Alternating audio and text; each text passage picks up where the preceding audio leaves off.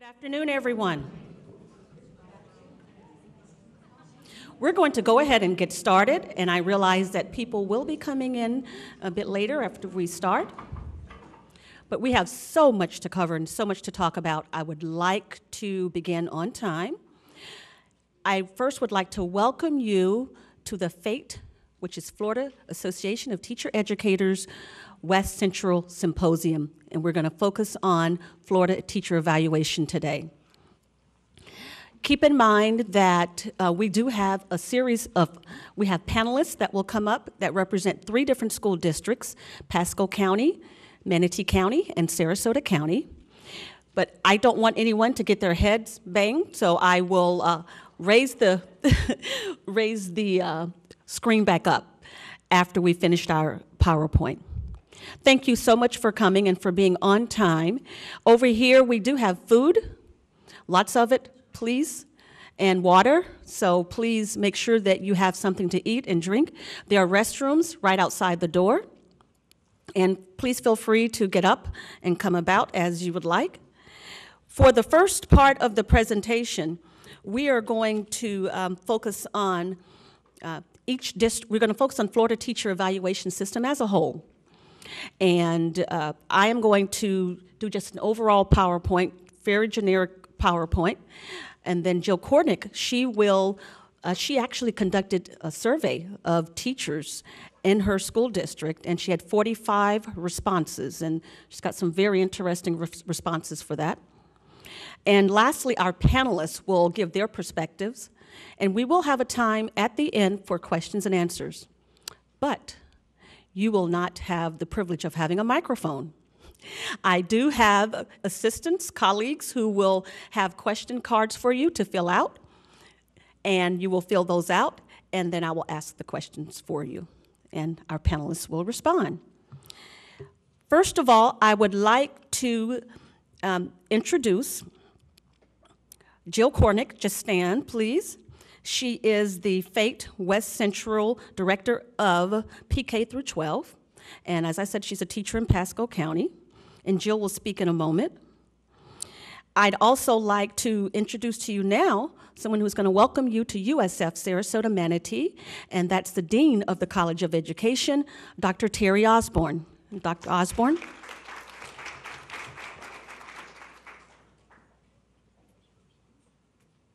Thank you, Dr. Bird Blake. We are so proud of what Dr. Bird Blake has accomplished in her work, and in particular, it is exciting to announce that she was elected as president-elect of FATE. So we're so proud of what she's accomplished.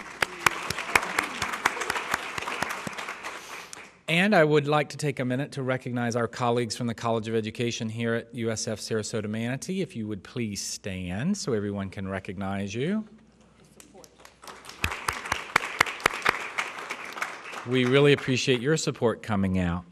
The panel today, the FATE West Central Symposium on the issue of teacher evaluation, as you know, is so critical to what's going on in all of education today. We have just actually come out of a meeting where we're talking about aligning standards and benchmarks and all of this to the work that we're doing at the college. And it's actually becoming more relevant for the work at a college because we've entered into agreements with Manatee, Sarasota, and Charlotte counties in what sometimes we call a money-back guarantee, which is that if any of our graduates should be found needing assistance after they leave, we will provide that assistance to our graduates at no cost to the district. So we are putting pieces in place now to be able to provide that assistance to our graduates, including something we call COE Connect, which is an online resource for our graduates to log in, to have conversations with their faculty members, their professors that they had when they were here, other people who are just starting their careers or this next phase of their careers, and that there are going to be online resources, and we're going to let them know about opportunities we have on campus for professional development to come back. And do you know what this is going to cost our graduates? Not one penny. It's provided free from us as part of what we see as being the next part of our service to those who have graduated from the College of Education. And in something that apparently excites the younger generation, this is not only available as a web-based thing, but you also can get it as an app on your smartphone. So if somebody would explain to me what a smartphone is and what an app is, I'll be duly impressed. But at this point, I just know it's something that the young people like. So I want to thank you again for your attendance. I want to welcome you on behalf of the College of Education to the University of South Florida, Sarasota Manatee, for what I am sure is going to be a wonderful symposium. Thank you, Dr. Osborne. And now I would like to introduce the president of FATE, Dr. Jane Govani from Pasco County. Yes. Jane is going to welcome you on the behalf of FATE. Thank you. Welcome, everyone. We're looking forward to a wonderful afternoon, early evening here. Last week, we had a symposium with the Crown and Panhandle regions, and we had it at the University of Florida. It was, the focus was more on student presentations and an array of topics from undergraduate and graduate students, and it was very successful. And also, to add, with Dr. Bird Blake, a very welcoming to her as president-elect. I'm truly looking forward to working with her next year. We're actually hoping and planning to have the annual conference here the first week in October. And we are planning to have, and we'll know for sure next week, to have it with the Southeast Region Association of Teacher Educators. So that will bring in the southern states here as well. So it will be much larger in the fall. My last comment is this year's conference is the first week in October, the 5th and the 6th, and it will be held at the University of North Florida in Jacksonville. Check out the website, fate1.org, and there's lots of information for you. Again, welcome. Thank you so much. And now I want to introduce the panelists just so that they will not be ignored while we go through our 2 PowerPoints we're going to briefly review for you. And if they can just stand where they are, and then once we finish the PowerPoints, they will come up. Amy Bolts is the, there she is, Amy Bolts. She's the Director of Staff Development in Pasco County Schools. Jim Lane. He's a principal at Pasco County Schools. Mike Wilder.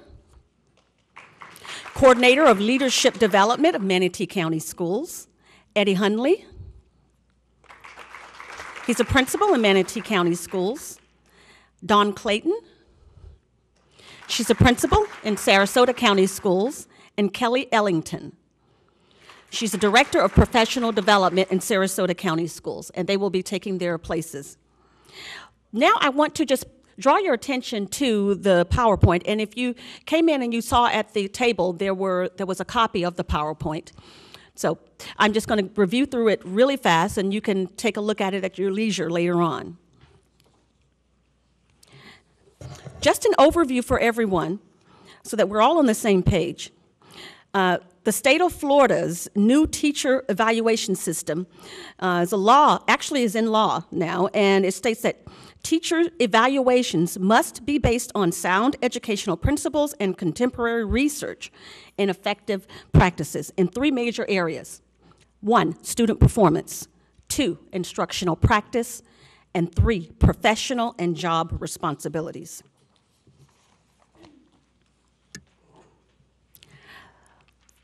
There are 2 major components of the Florida teacher evaluation system, and it's split up 50-50.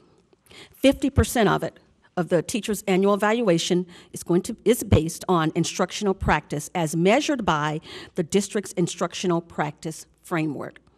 Now, that is why we have the district and school representatives here, because how the districts chose to do that was left up to them. They did have autonomy in that, and we want the districts to share how they chose to focus on teacher evaluation. The other 50% is on student growth, and we will discuss that in a second. So the state of Florida's framework for teacher evaluation is based on the Marzano model, as you know. And in the Marzano model, there are 4 domains.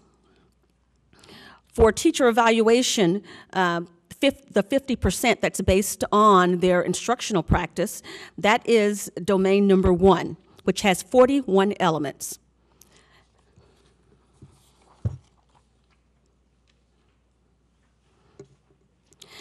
Also, with Florida teacher evaluation, domain number 2 is planning and preparing.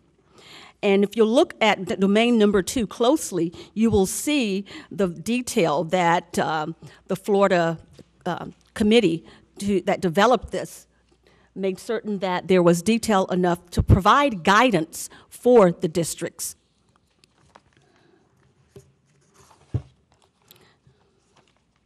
And here is more of the Domain 1 State of Florida model framework. I'm not going to review that for you. I'm sure you have copies of it already or you're familiar with it. The other major component of the Florida teacher evaluation system is the instructional practice component, which is 50%. Performance of students, which is 50%. Now, this is state law already. At least 50% of a teacher's performance evaluation must be based upon data and indicators of student learning growth, which is assessed annually and measured by statewide assessments, or for subjects and grade levels not measured by statewide assessments, and you know that assessment is the FCAT, by district assessments. So for those grades that are taking the FCAT test, the FCAT grades assessments are used for teacher evaluation, but for those grades that are not taking the FCAT test, or for those special area teachers that do not give FCAT, then that decision is left up to the districts and how they choose to assess the teacher's impact on student performance. The performance of students represents 50% of a teacher's evaluation. Growth data is over 3 years of students assigned to that teacher. If less than 3 years of data are available, then the data that are available must be used, whatever that number that might be. And a percentage of the evaluation based on growth, it can be reduced to no less than 40% if the school does not have 3 years worth of data. So that would be 40% in place of the 50 for student performance. To measure this, Florida developed a value-added model, which confused some, but it's quite explicit in its detail of how it measures the impact of a teacher on student learning, because it accounts for other factors that may impact the learning process.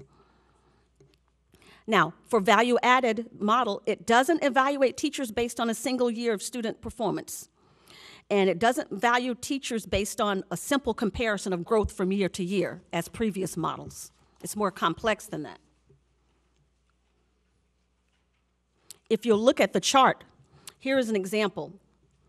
Because the value-added model actually calculates the difference between the predicted performance of that child and the actual performance of the child.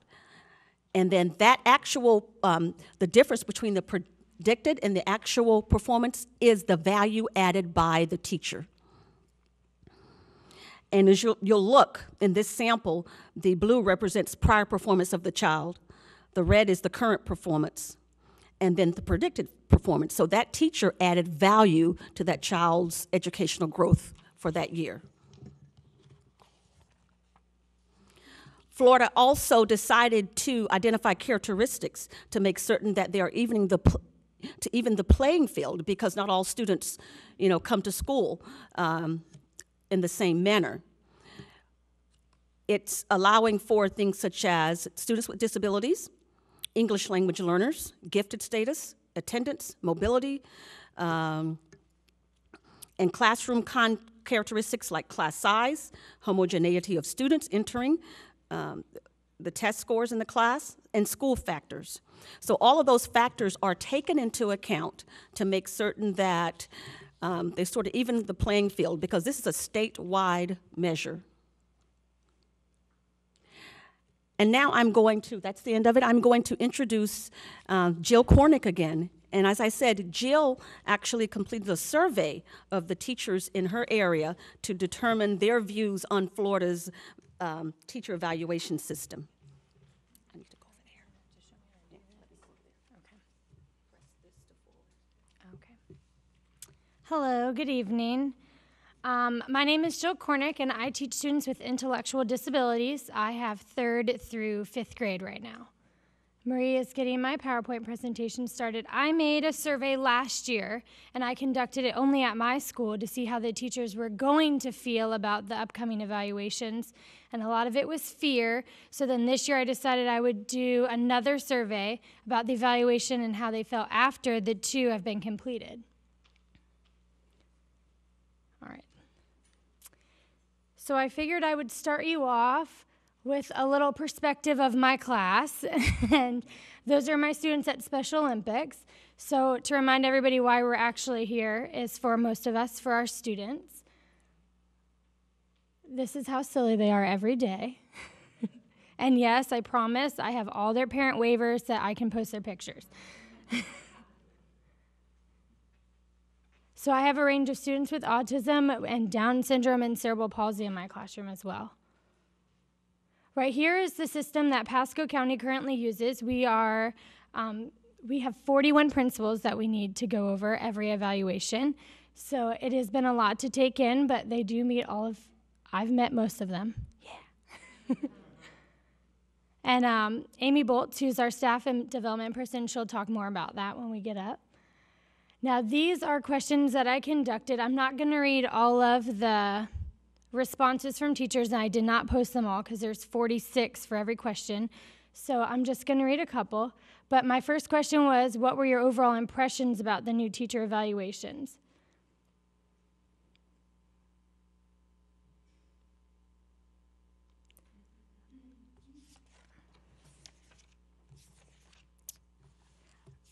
The one that I thought was interesting was that I believe teacher evaluations are a good tool overall, but it would be nice to have more time to practice these new expectations before we were evaluated on them.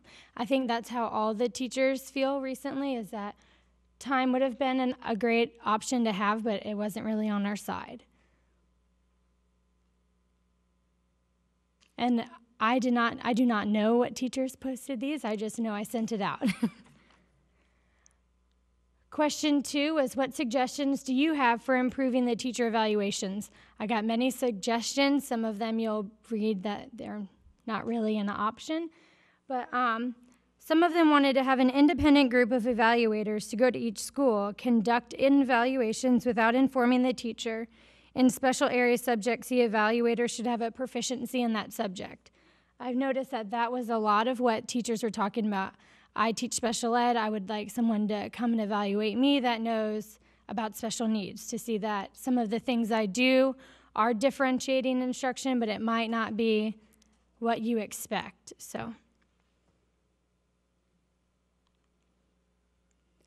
question 3 was, overall, are you satisfied with your experience at the Marzano trainings?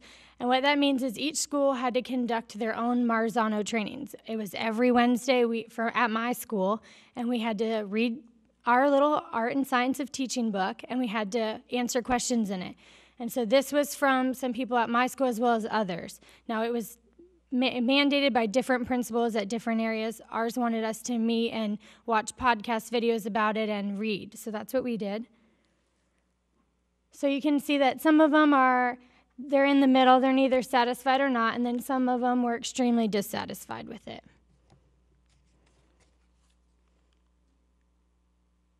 Question 4 was, what impact did the new teacher evaluation have on your confidence as a teacher? And the reason I put this question is because in the teacher's lounge, you hear a lot, and thank goodness there's no recording during that time. So I just decided that I would give them a chance to kind of vent and get some stuff off their chest, because I know that's what's a big problem right now, especially with 26 days left of school. I like the person that said it reinforced my confidence after the evaluation, and more of the models were discussed. Then I began to see I already implemented most of the domains.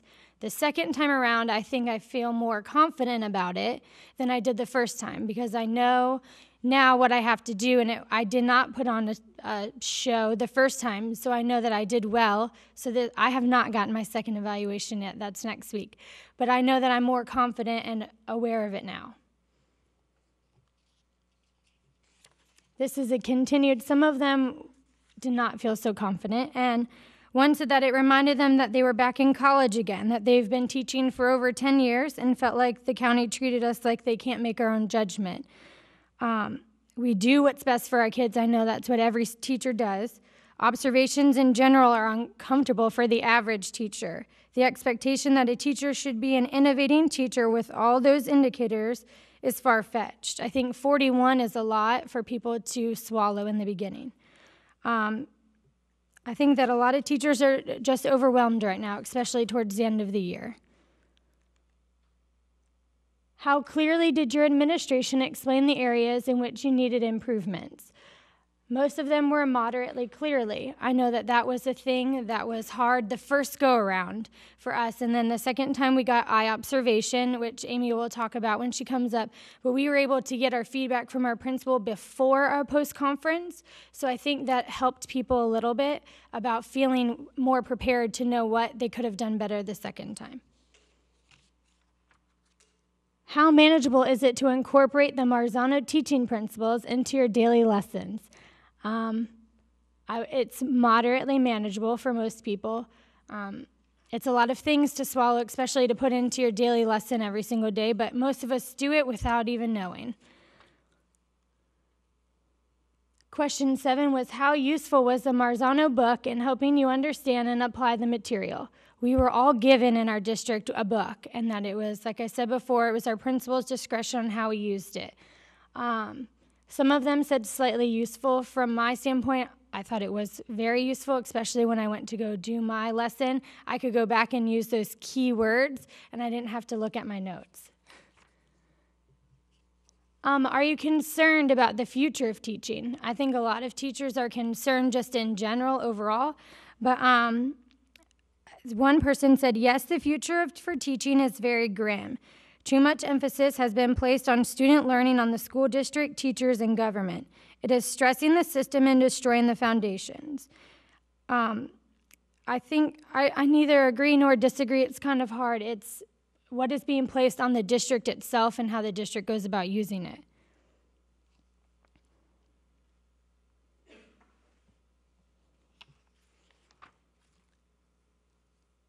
I like the one that said, very concerned. The way that teaching is going, we are going to lose a lot of wonderful teachers due to the paper load work, pay, and too stressful of job description of being observed on all principles of Marzano.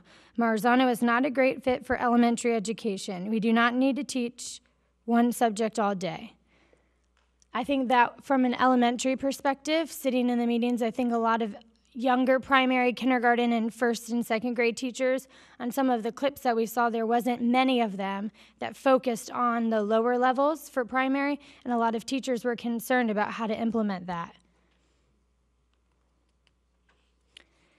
Question 9 was, has the new evaluations changed your outlook on your career as an educator? Personally, at my school, I think there's about 8 teachers that are leaving. 4 are retiring a little bit early.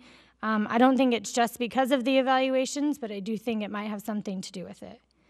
A lot of teachers said that the stress levels increased by the new teacher evaluations have left me thinking of changing grade levels, at the very least. I know that 3rd grade is a very stressful year for a lot of teachers, especially some that have been teaching it continuously for 4 or 5 years. I think they're ready to change to get out. And someone said no, because everyone needs feedback, and I do think that feedback is important. However, it just depends on how you take feedback personally.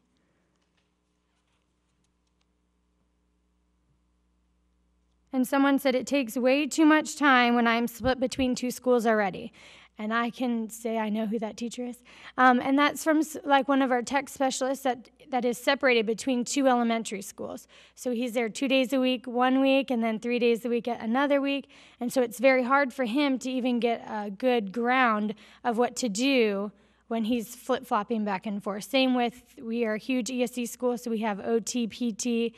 We have a lot of flipping and flopping back of those specialists.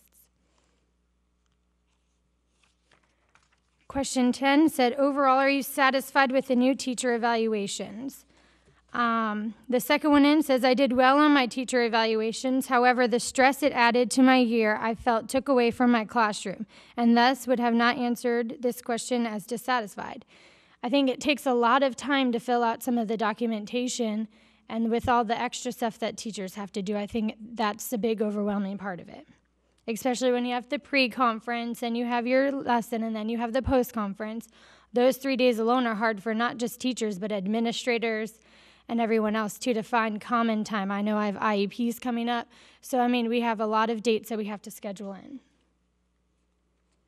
And then to end it, that was last year before baseball season, and my little one in the orange is Chicken Nugget, and she's going to 6th grade. Can you believe that? But thank you so much. I appreciate it, and I hope that you guys enjoy the rest of the conference.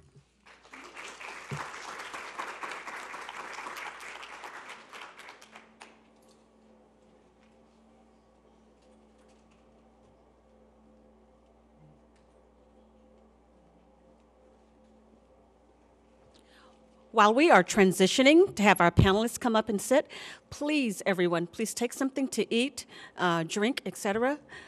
And I would like our panelists to come up. Get the other lights.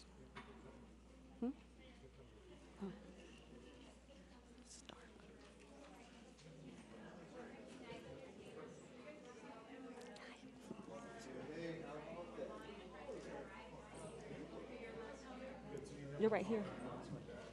I'm not going to Sit down, honey. Yeah, it's fine. I know. You're always there for me. Thank you, Mike.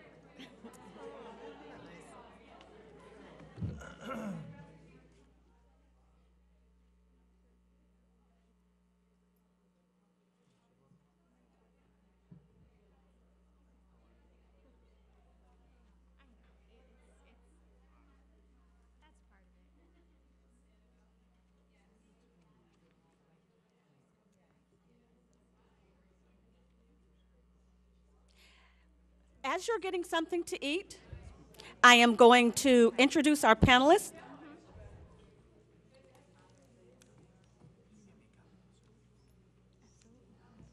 We're going to start from the south, lucky Sarasota County. I am first going to introduce Kelly Ellington, and her biography is on the back of the brochure. She was appointed as Sarasota County Schools Director of Professional Development and Teacher Evaluation in January of this year. Previously, she spent 22 years at Taylor Ranch Elementary as a principal for 8 years and assistant principal for 6, including the 2 years she taught in Northern Kentucky. Kelly has 11 years of classroom experience, having taught grades K, kindergarten 4 and 5. As an administrator, Kelly implemented a school-wide program on differentiated instruction and provided over 10 years of professional development for teachers at Taylor Ranch School. Kelly graduated from the University of Cincinnati with a Bachelor of Science degree in elementary education. She earned her master's degree in educational leadership from Nova. And Kelly, welcome. And I will give you a moment now. Panelists, you will have 5 minutes to speak about your perspective of the Florida Teacher Evaluation System. Kelly? Thank you.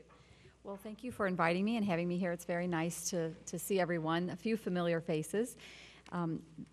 As you read my biography, it was interesting for me too. I don't know exactly how many days I've been on this job, but it seems like it's been a fast and furious 3 months. Lots to learn, but it's been pretty exciting too. Interesting though, time to jump right into professional development and teacher evaluation for sure. I just want to comment first though on the survey results that we just heard, because a lot of folks are stressed, by the new changes, including teachers, administrators, district staff that are providing professional development and so forth. But teaching well is really hard, and teaching extremely well is extremely hard. And I think that some of those comments, we could see that there are a lot of people who are still growth-oriented, have a growth mindset. And what's interesting is that the tools we use to measure our teachers' performance are really great as growth tools, and unfortunately, we have to also use them as summative tools, for evaluation at the end of the year. And I feel like that's where the struggle is, because even though I'm now Director of Professional Development and Teacher Evaluation at the district level, because I only left a few months ago, I'm still doing the teacher evaluations from the school that I just left. And so I'm working with the interim principal, because I observed the teachers the first half of the year, and she's been there the second half of the year, so we're collaborating on that. So I'm still in the thick of doing those observations, or looking at my observation notes and conducting those evaluations. And so it is stressful because it's new and there's all the mandates that go with it. But what I keep trying to tell my teachers, and what I think I heard from the survey results, is that for those folks who just really keep, they're in education because of the right reasons. They love kids and they want to make a difference in the world. And they're generally folks who also challenge themselves. I think they'll be okay. Those kinds of folks will be okay. And so what we need to do is almost de-escalate the others that are really quality teachers, so they don't leave, so that ESE background may just help with some de-escalation there. In Sarasota County, our district already had a teacher evaluation system that had been revised from the old competent, needs improvement, unsatisfactory form. And it's called the PRIDE, and we have a rubric that goes along with it, and there are 24 competencies that we look at, 4 domains that align very closely with Marzano. In fact, in order to get it approved by the state, we had to do a crosswalk to show that it did align to Marzano's high-impact strategies, and also the FEAPS, the Florida Educator Accomplished Practices. And so it was approved by the state, and so we were able to continue with our same system. So for our teachers, they've had exposure to this PRIDE teacher evaluation system and the rubric for measurement for a couple of years. Now, we did have to make a couple of tweaks. I think we added 1.6 was the modeling oral and written communication. We didn't have that in there. And then our PD piece, we added a little bit too. And for one other competency, we just tweaked it a little bit. Having said that, don't get me wrong, teachers aren't super comfortable yet with everything. It's just that in our little journey of figuring all of this out, it's been a little bit probably easier than some other districts. And as far as the value-added piece that goes along with it, we're fortunate that right now our district administration and our Teachers Association are working pretty well together and trying to interpret all that and figure that out, and figuring out which category teachers will fall into. And you mentioned before, Dr. Bird Blake, about the other 50%. Oops, I could really take more time maybe. Should I wrap it up? I don't know where that beep. Oh, okay. I thought that was a warning. That wasn't signal. me. Someone's 'Cause cell I have phone? a tendency to. Please. Yeah. I'm like, they don't have anything to say. I wasn't could go on. timing Yeah. you. Okay. Like, oops. Okay. I feel like I'm at a debate. So that other part of the with the student scores, I mean, we have the nice, neat categories of teachers who have students that take the FCAT, but then you have those other messy categories of students who aren't taking the FCAT, and that includes kindergarten teachers or art teachers or 12th grade teachers or what have you. And so our district administration, our superintendent, and the union are working really closely. We have committees working on that to really figure out what's the fairest way right now in a system that we really don't know how it will all fall out. And so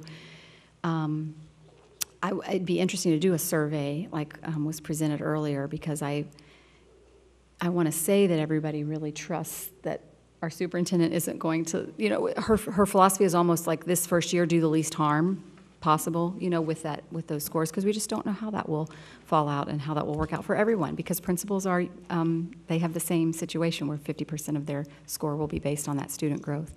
So it's an interesting time we're living in.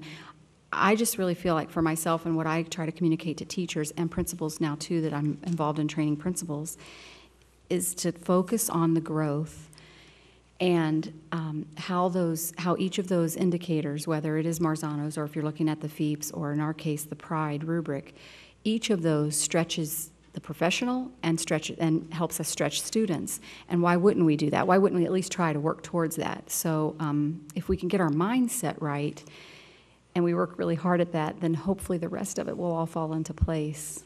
I do appreciate the comments, though, from some of the teachers who've been at it a long time, and they maybe feel targeted or feel like they're being treated like they don't know anything. And all I can do, just having such a professional development culture at my school for so long, we just never really settled, ever, you know, so I think that that might not be such an uncomfortable place for people to be in right now. I mean, with the support, you know, with the scaffolds, with the hand-holding, because we all need to grow, you know. It's just that, unfortunately, like I said, that growth tool is used also as a summative tool, and that's where we have to really make sure we're holding hands and providing that help so that everybody ends up on the positive side of that scale at the end. So those are my thoughts. I don't know, I think there are questions later, maybe? There or will do be you have any? questions Okay, later, all right. lots of them. Okay, I'm not sure if Thank I you so answered much. everything. And now I want to introduce Dawn Clayton, who was the principal of Emma E. Booker Elementary School in Sarasota. Prior to her appointment in 2008, Dawn spent 5 years as an assistant principal at Fruitville Elementary School.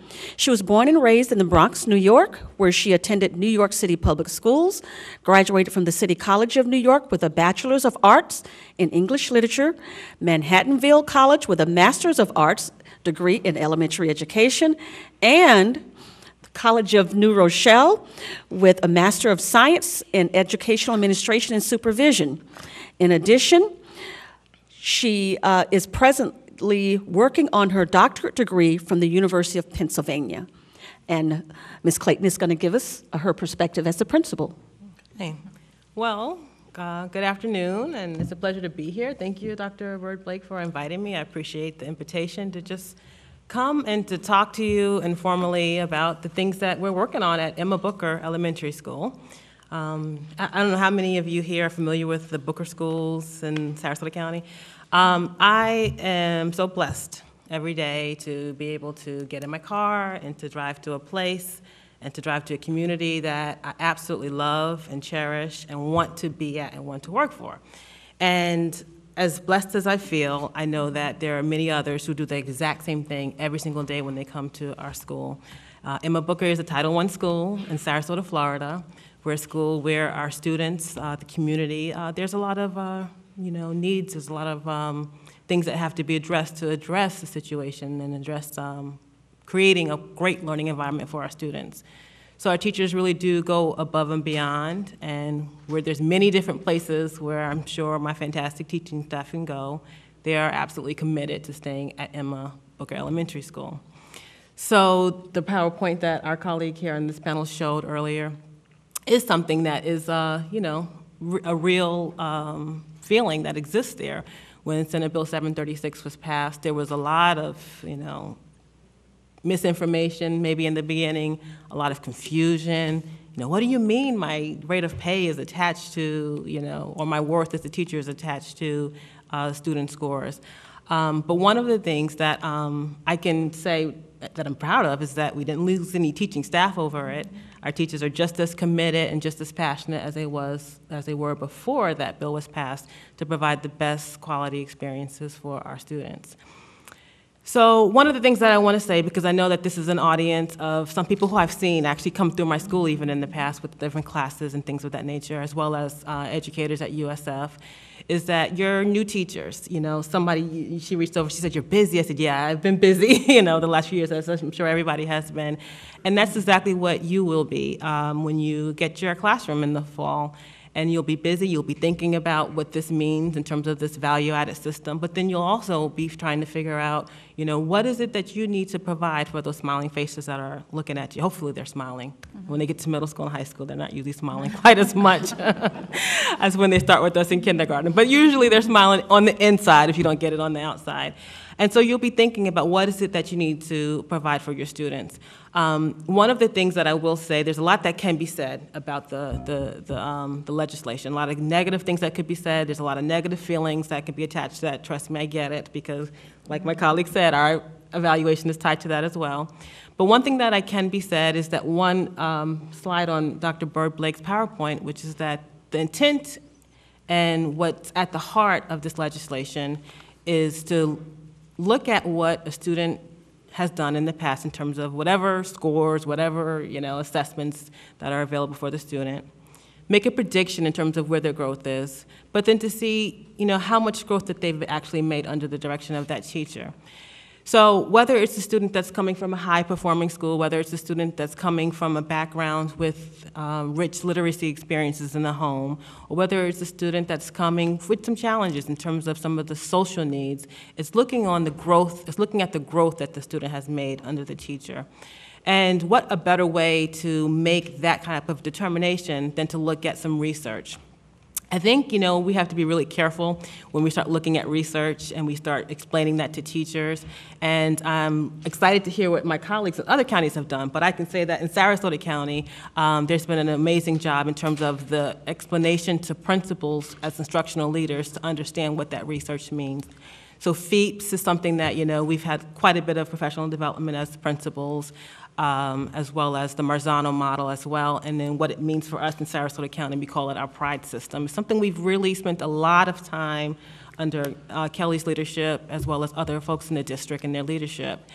And yes, what Kelly is saying is I was looking at Wendy Katz, so I just want to introduce. Wendy Katz is a principal at Tatum Ridge Elementary School in Sarasota County, but Wendy Katz is also the former executive director. We no longer have the position at this point in Sarasota County, but the executive director of leadership, and has done an amazing job training leaders, including myself, from when I was hired as an assistant principal right on up to the time that I became a principal. And even today, I know I can pick up the phone and call her. She's always just a phone call away. But just done an amazing job, so that way when this was rolled out for us, Marzano wasn't something that was new. It was something that we had been dealing with for many years. So for new teachers, what does this mean? This means that you'll have resources in your building. You'll have other teachers in the county, because there's been teachers in Sarasota County as well as other counties, I'm sure, who have been talking about what does Marzano mean? What does aligning instruction mean? All of these different indicators, what does it mean? What do these domains mean? What does that mean? And I just encourage you to collaborate and to talk. I love the idea that, some schools were doing book talks is something that I heard around the Marzano model, and that's a great idea to take that book directly and to break it apart and to talk to other colleagues about what it means. Because I began by talking about the passion that I feel every single day coming from our teachers who want to be in an environment that is challenging at times, and it's definitely tough work. But the reality of it is that it's tough work that everybody does hand in hand together to make sure that we provide the best for students. So don't be intimidated, by all of the things that are happening in education right now. It's a place that, we're in education, but the reality is the needs of the students are the same, and students still need to have great teachers as well. So feel encouraged, and Thank you very much, Dawn. And now we're going to move a little further north to, I'm sorry, Pasco, Manatee County. We're moving north, geographically north. I'd like to introduce Mike Wilder, and he's been working with Manatee County School District for the past 33 years. His experience includes being a math teacher. He was a mathematics chair, assistant principal in 2 high schools, principal at Lakewood Ranch High, and the coordinator of school leadership development, which is the position he currently holds. His primary responsibilities are to work with developing new and experienced student and adult staff leaders. And he says that in his spare time, he is working on the teacher evaluation system and the principal evaluation system. And so Mike is going to give us, from a district perspective, the Manatee County evaluation system. Thank you very much. It's a privilege to be here. I'm so happy that you took time on a Friday, on a beautiful Friday. You will miss the sunset maybe, but I'm glad you're here and very interested in this evaluation system. I have to echo what my colleagues here have said about the concerns surrounding the evaluation system. Really, you need to picture this as a cultural change. And cultural change is challenging at best.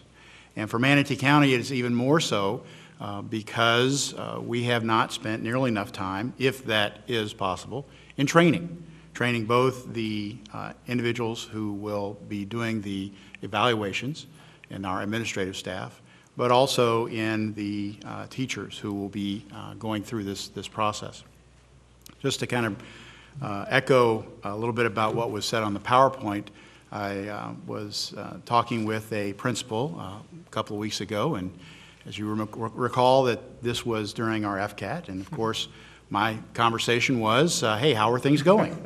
And of course, you have this was in a middle school, and believe it or not, he's shared that two of his students got so upset or so stressed out, they threw up. And you know that happens. You know that. But after they got everything taken care of and the teacher made sure that the students were all right and were able to continue, the teacher asked this question of the principal: how is this going to impact my evaluation? Because you see, it's automatically a tie that the student has started poorly on the day of this FCAT. And now this teacher has a concern that because of this, that will reflect poorly on her.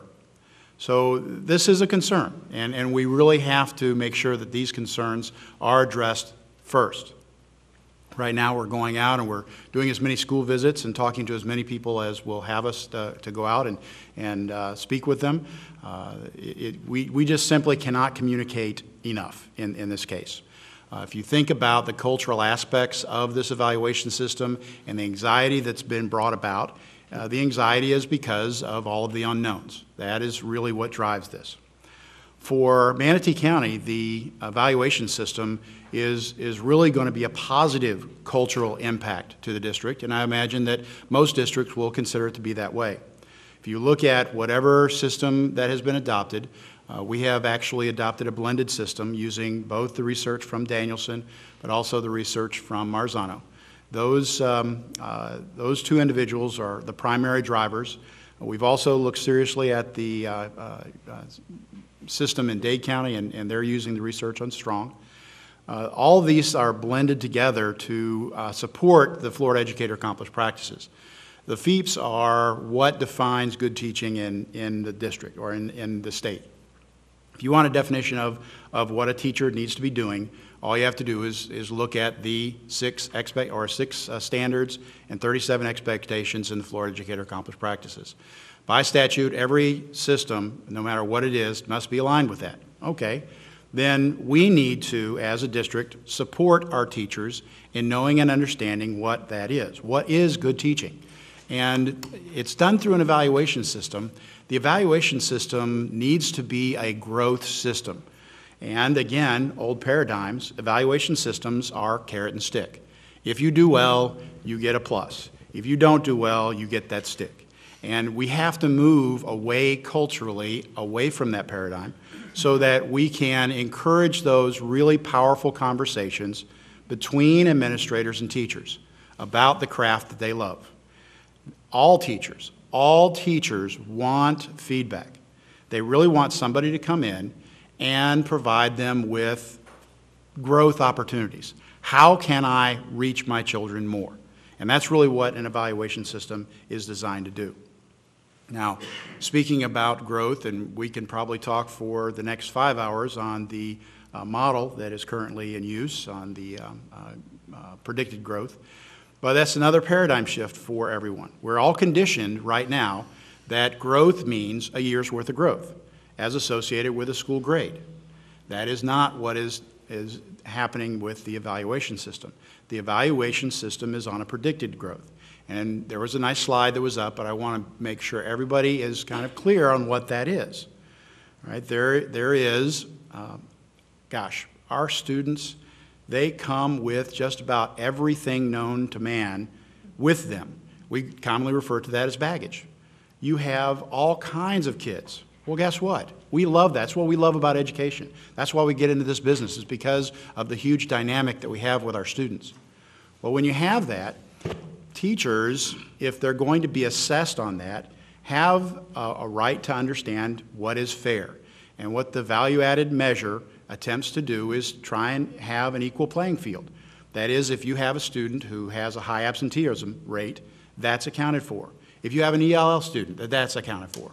And the statistical model does account for just about everything that any teacher could think of that may impact their particular score. So once we say that everybody's on this level playing field, that's what the value-added model does. And the value-added model is designed to give a predicted score, primarily based on the 2 previous years. Now, we've done some looking around at the data and played around with it, massaged it, and tried to make it work for Manatee County. But quite honestly, we're guessing at this point. What we need to do is get into this. This is our first year. Everything that everybody has talked about up to this point has really been right on topic.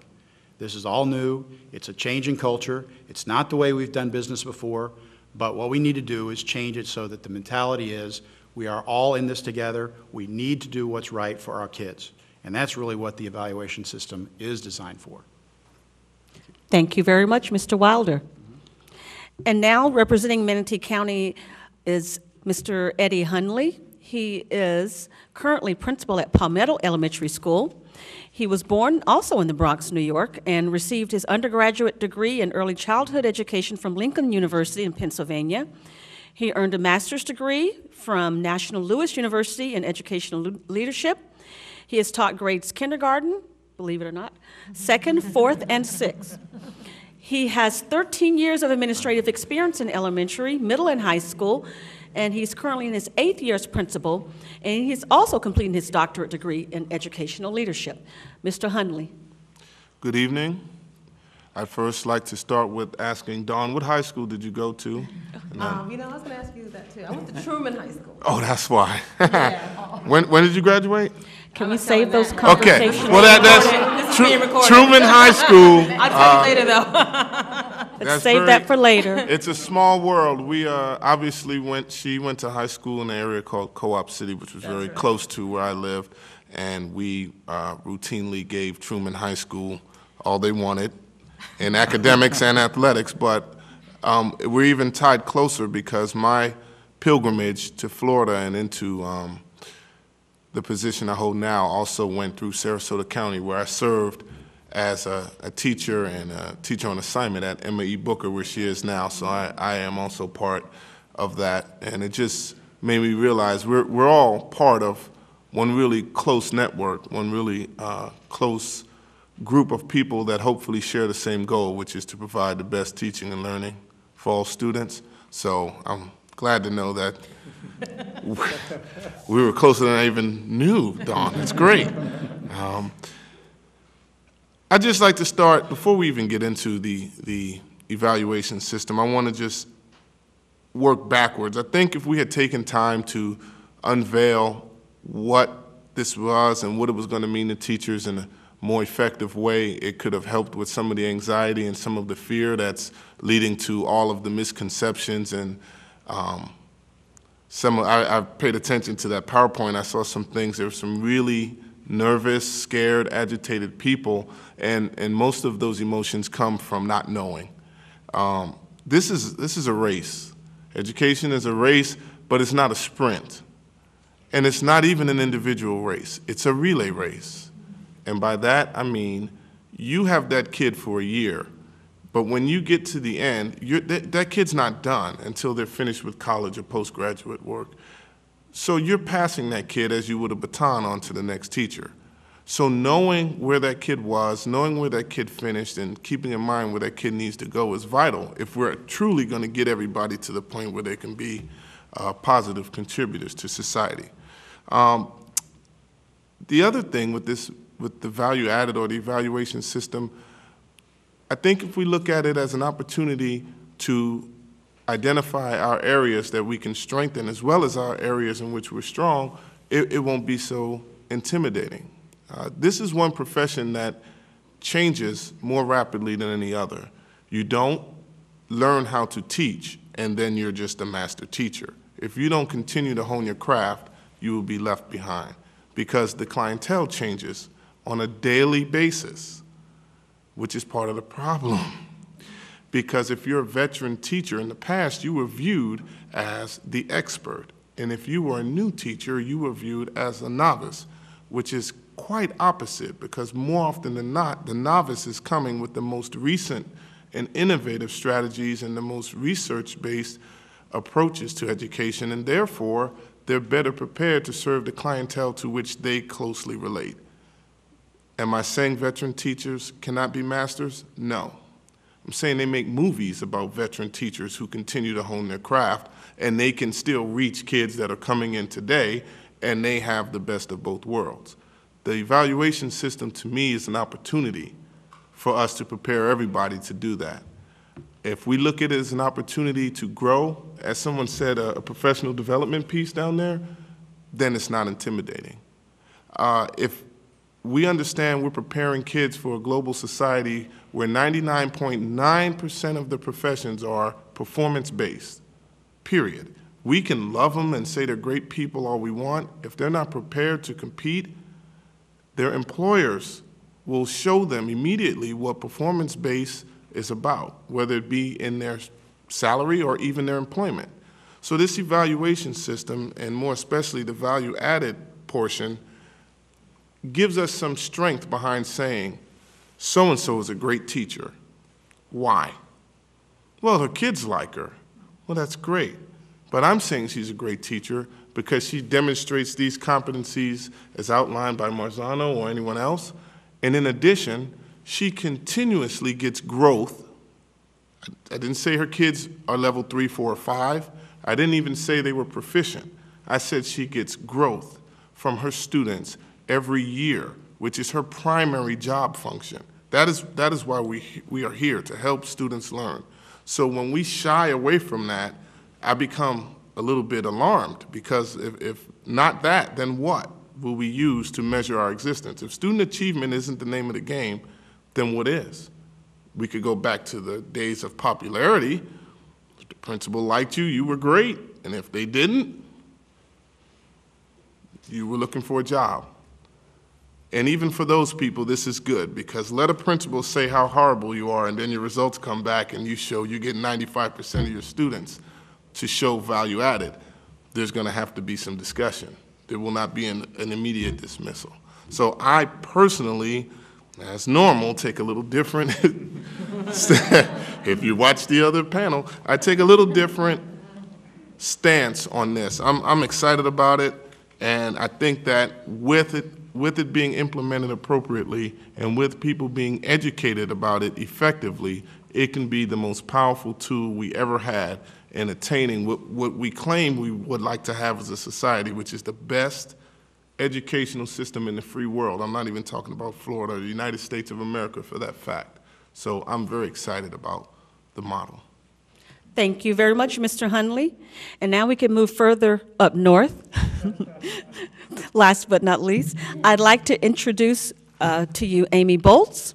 And she began her career in Pasco County as a varying exceptionalities pre-kindergarten teacher. And she has had the unique opportunity to be a part of a charter staff, the charter staff of 3 different elementary schools. In December of 2007, she transferred to the Exceptional Student Education Department at the district office, where she worked as a Florida Diagnostic and Learning Resource System Specialist. She completed her master's degree in Ed Leadership in August of 2009 and joined the Staff Development Department as a supervisor. She is committed to working with teachers and administrators on professional growth, and she was promoted to the position of Director of Staff Development in October of 2010. Amy? Thank you. Thank you so much for having me. It's really exciting to be sitting at the table with such amazing folks to hear their stories. I'm going to start with a little piece that I tell our teachers and even our administrators as I walk around and talk about teacher evaluation. And hopefully this will give you an insight as to why you see a survey with answers that in some are so anxious and so nervous. And as brand new folks coming in, just to hear that, you almost want to run out the door right there, but we hope you don't. One of the things that I say is that you haven't had the opportunity to know the evaluation system in the past. However, most of the teachers that work with us have. And I explain it like this, very simple. In the past, we've had an evaluation system of bread and water. Basically, we got our bodies used to bread and water. And last March, Senate Bill 736 came around, and they gave us an evaluation system of filet mignon. It would have been really nice to have a chicken breast, maybe even a little New York strip in between, but we didn't have that opportunity.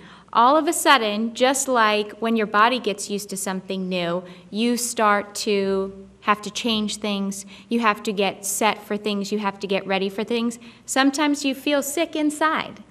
And that's really how I explain this.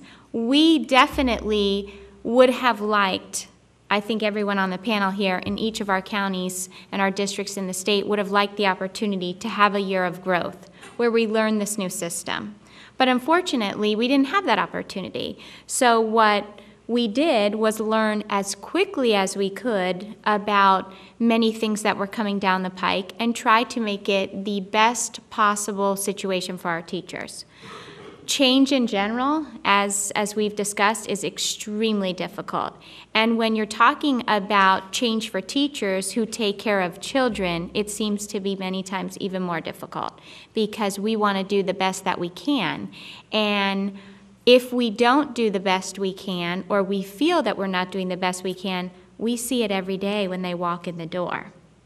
So I'm kind of going to take a little bit different view on this. I want to give you a little bit of information about what we did in Pasco so that as new folks, you can kind of get an idea of maybe it's not as scary as it seems to be. We, like every other district, did look at other researchers within the state once we found out that the state had adopted the Marzano model. As a district in Pasco County, we have been using what's called learning-focused strategies, which is basically an instructional framework since 2005. And it's based off the work of Marzano's meta-analysis. So we felt that in our district, it was a definite foundation for a common language of instruction that needed to occur consistently across the district. So we chose to use Marzano's model, knowing that there were 4 domains and approximately 60 elements. We did not want to necessarily put that on teachers that first year or administrators, because as teachers were being observed, as administrators were learning how to observe. So what we did was we adopted just domain 1, and as you could see in the PowerPoint earlier, there are 41 elements. However, the teachers are not expected to show 41 elements during one lesson or even during the entire year. What we talk about is that an observer goes into a classroom with what I call an open canvas.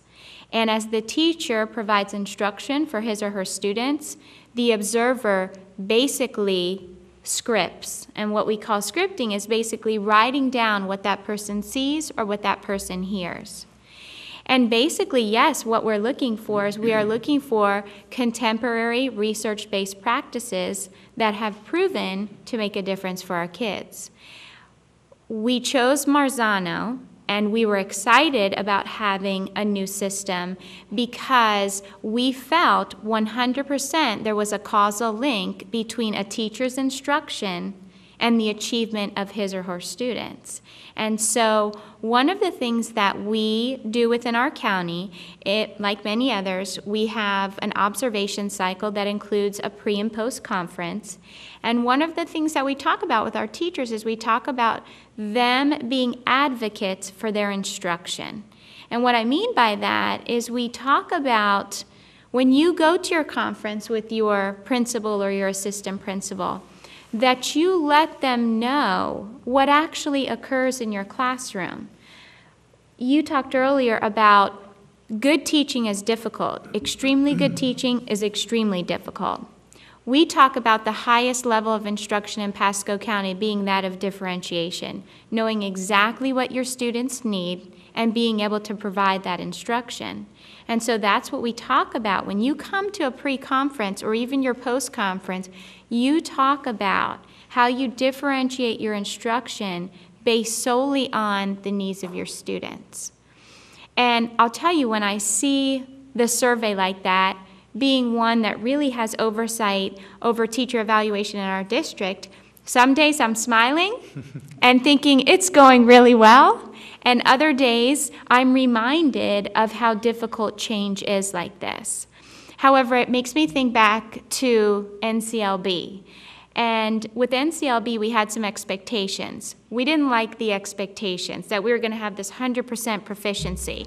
Same thing with teacher evaluation. We don't necessarily like the expectations. but we love what it defines. NCLB, just like this new evaluation system, defines student achievement. It defines what we need to do within a classroom and even within a district so that we see the growth and that we do prepare our students for college or career readiness. So in Pasco County, what we've done is we have utilized a system where we do go in and do formal observations. For our new teachers, one more. They have 3 each year compared to our veteran teachers that have been teaching for 3 or more years that only have 2. I have heard that compared to others in the state, we actually have a lesser amount. We would like to increase that in regards to walking through, because on one of the slides it talked about a show, as in a dog and pony show. We don't want that. We want to see that those instructional practices are being used because the teachers believe that they're actually making a difference in their class.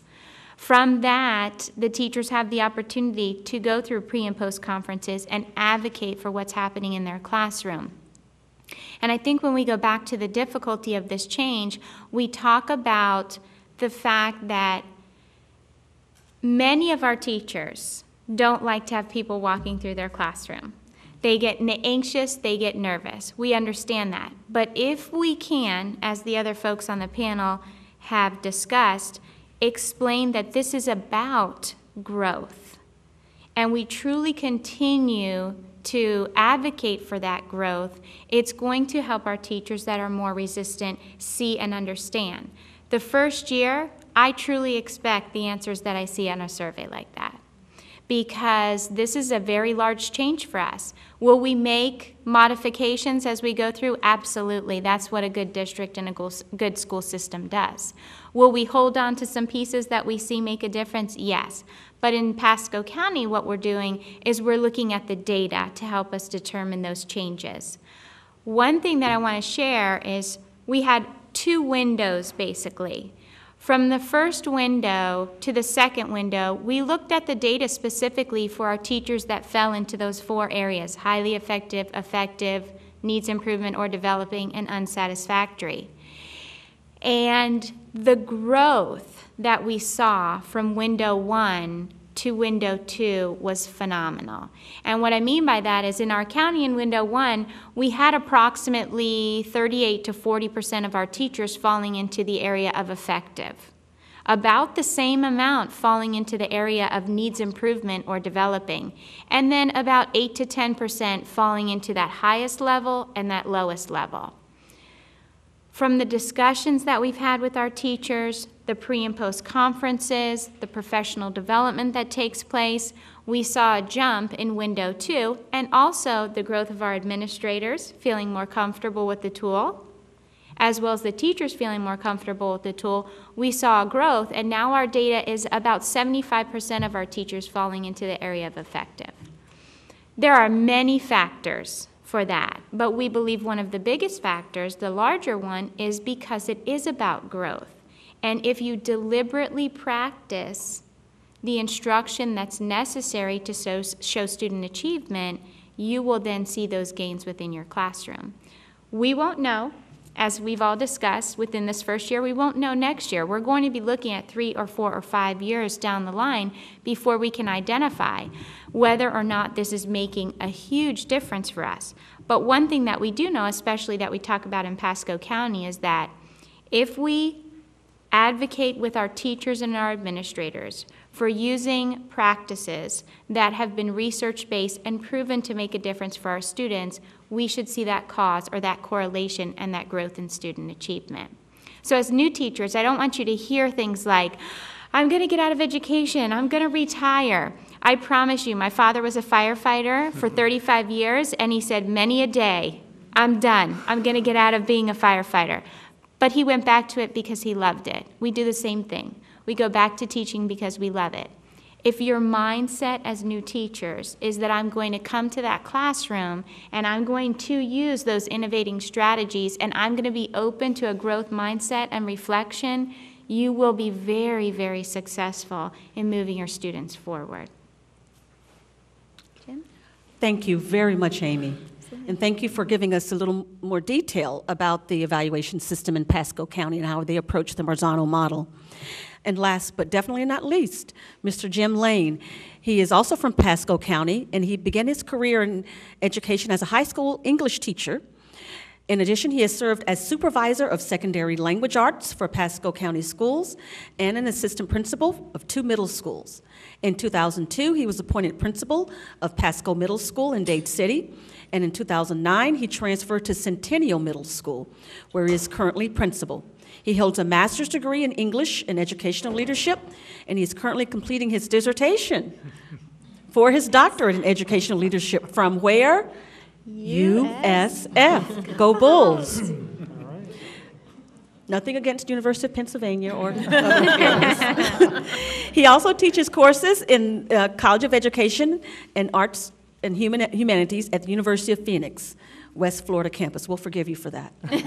Okay, Mr. Lane. Great, thank you so much. I don't know about you, but I'm really energized by hearing these wonderful speakers here, and what a treat for you all. You know, and I think Mike said, it really is a paradigm shift in education, and there's no way around that. Jane and I were in a meeting just the other night at another university, but it was equally interesting and energizing. It's a new day in education, and I think it's a good day. I think it's a better day, so you all don't have to worry about that. As a principal, I always try to approach things from a teacher's point of view. I taught English for 11 years. I teach at night. I understand the stress of somebody walking into your room and evaluating you. I always try to keep that in mind, whatever I do. And principals actually had kind of a stressful time because Amy has been a great leader in walking us through this, but we had a training regimen that we had to go through. And we were in small groups of about 4 or 5, and we walked into their valiant teachers who volunteered to let us go in and observe, and they really had no preparation. They didn't know much really about the rubrics, so nobody did. And so it was just raw data we were collecting, which is really the best way to do it. So we went in, you know, they were just raw, they were just doing the routine, wonderful people, great teachers, and so we observed them for a class period. Then we would go back in conference and talk about how we rated the teachers, and we compared, and we had a lot of rate of reliability, talked about it, and then Amy kind of steered us toward where we needed to be. And we did it again and came back. And what was fascinating is by the end of the day, we were on the same page, and that was exciting. And then we came back, and then we had our own individual coach from people from the district and elsewhere, people well-trained in the system. Same thing. We went out, observed, came back, debriefed, observed, came back, debriefed. And so by the end of the day, we were on target. And I felt much better about that. And I also felt the anxiety that teachers felt. So good job there. So with that in mind, this is how we approach it at Centennial Middle. And it does concern me to hear all of those comments from those teachers. And Jill is a teacher at the elementary school, just a sister school to us. We're Centennial Middle, she's Centennial Elementary, but did not know Jill before this, so I'm glad to meet you, Jill. Please meet Jill. Anyway, we understand it's stressful. Here's what we did. The district provided podcasts, which were about, I don't know, 8 to 10 minute presentations talking about the system. We did that for the faculty, but then we met in small groups for each and described each of the elements in detail. We had several meetings, at least 3, small groups 4 to 6, met for an hour at a time, and we talked about it. We put up the rubrics, we said this is what we look for, this is the language, these are the reflection questions, these are the levels.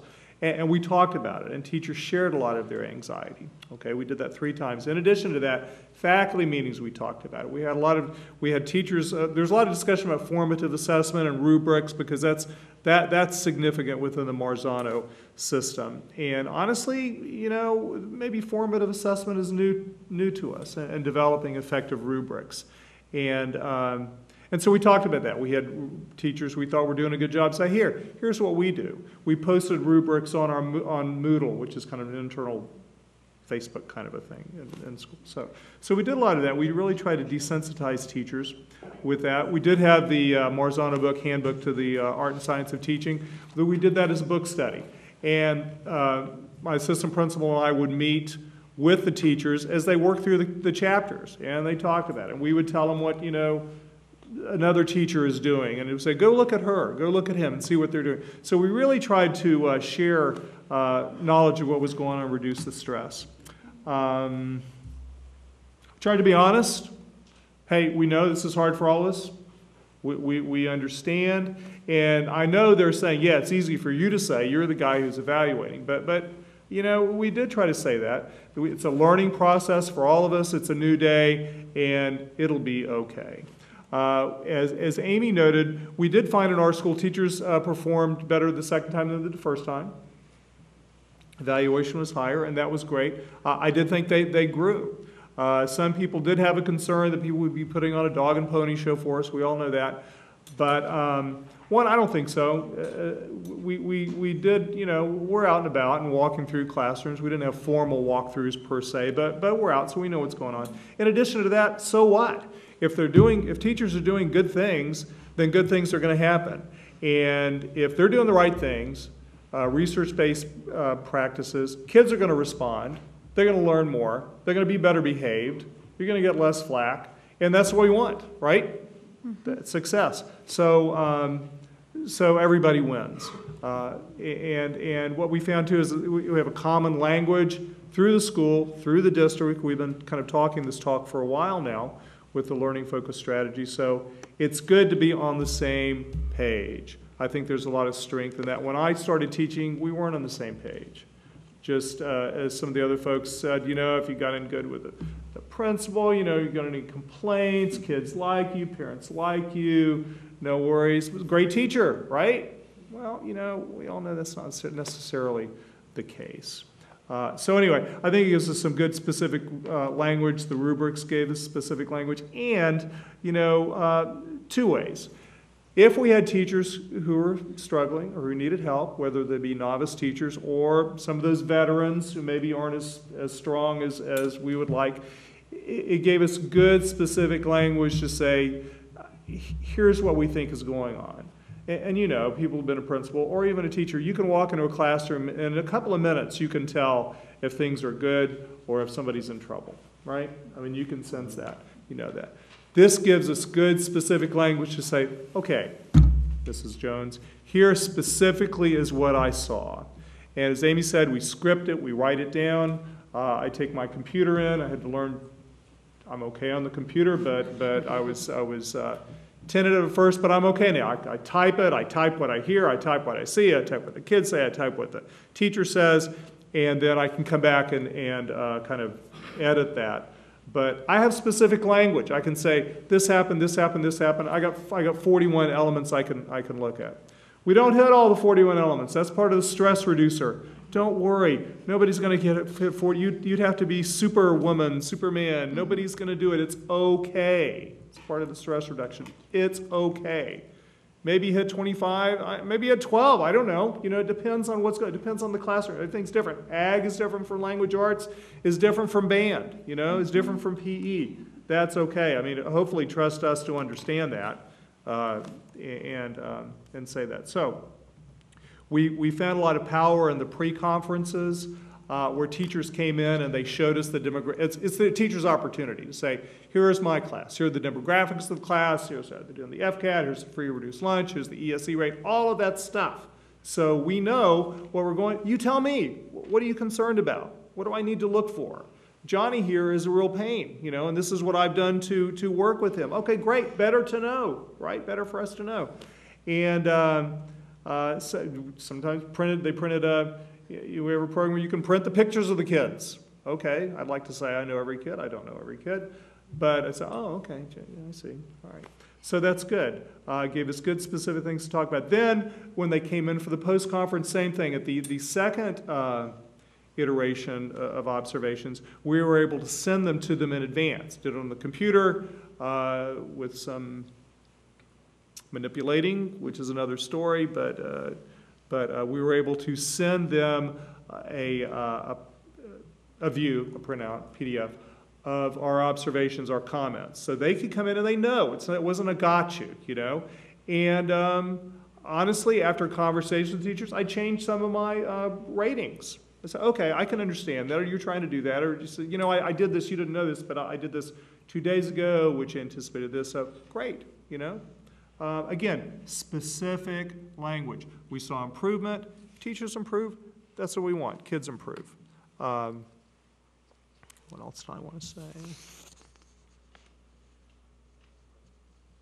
So anyway, the improvement that I've gotten, now I don't know what they would say in an anonymous survey. Maybe they'd say, you know, but I really have solicited responses, and people have been positive. They really felt like they appreciated the fact that we tried to educate them. I think education is the key, as Mike said.